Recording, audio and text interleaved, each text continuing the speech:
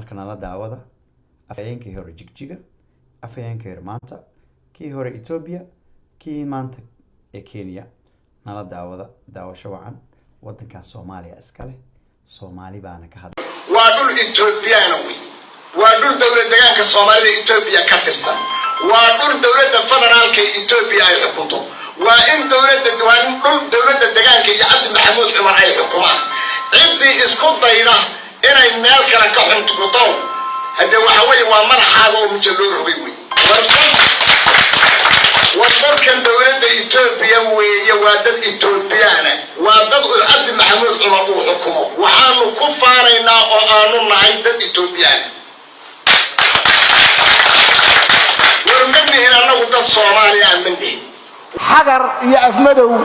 taabti iyo qooqaani dhoble iyo kulbiyow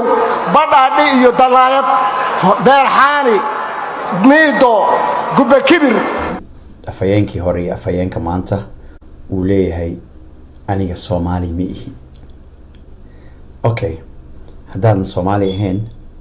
arrimaha Soomaaliya ina faraha la gashaa ma aha magaalooyinkan aan soo tirinaysaana Soomaaliya ku taala waxaan ka xunnahay wasiirada Soomaaliyeed ee ka soo jeeda gobolada Soomaaliyeed ka soo wada jeeda intay fadhiistaan inay yiraahdeen doorashadii Jubbaland ee mudan Maxamed Islaan uu ku guuleystay ma aqoonsanin wasiirka arrimaha gudaha fariintii uu diray baan raacsanahay inay yiraahdeen aad baan uga xunnahay wasiiradaas horeyna qalbi dhagax wixii ugu dhacay way isugu raaceen maanta tan isku raaceen ma aha Soomaalinimo maxas Soomaalinimo ma ahan ib kasta oo meesha lagu sameeyo gobolka inay wasiirada Soomaaliya isku wada raacaan maalin walba waa wax taariikh xumaa weeye waxaan leenahay arinta ka noqda Jubbaland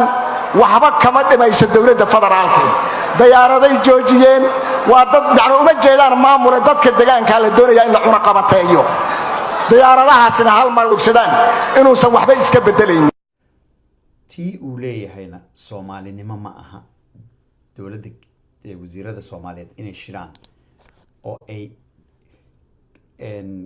recognize gareyn waayeen ay aqoonsan waayeen Kismaayo Soomaalinimo ma aha soo goorma Soomaali noqotay soo taa Soomaalinimada ka baxday soo taa tiri Soomaali miihi waad ogtiin laakiin Kenya dadka laguma dhibo ganacsi bay ku leeyihiin waxbarasho ay ku haystaan caafimaad bay ku haystaan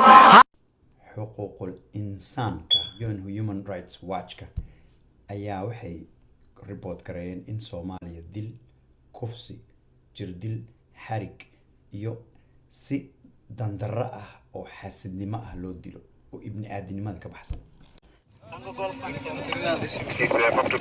The Kenyan Defence Force and police have been implicated in serious human rights violations on ethnic Somalis through physical mistreatment and deliberate humiliation, including rape and sexual assault, beatings, arbitrary detention and destruction of property. The Human Rights Watch report, Criminal Reprisals, exclusively focuses on the widespread human rights violations conducted by the Kenya Defence Force and Police between November 2011 to February 2012. We continue to consider Somalis and Ethiopians to be an ATM machine who will pay as soon as you beat them, as most of us would. The evidence was this video footage shot from a mobile phone that went viral a week ago.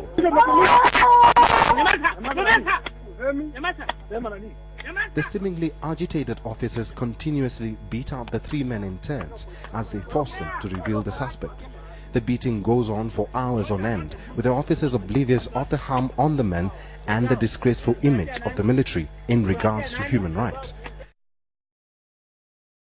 Until his death, 25-year-old Mohammed was probably enjoying his youthful age, a life ended by a bullet in broad daylight at an estate he called home. Every day for the last 6 months, the family has been seeking for justice, demanding the arrest of Mohammed's killers. They're pointing an accusing finger at the police. He was standing up. He was innocent and was not involved in any crime. We're still wondering why he was killed. The only thing we're seeking for now is justice.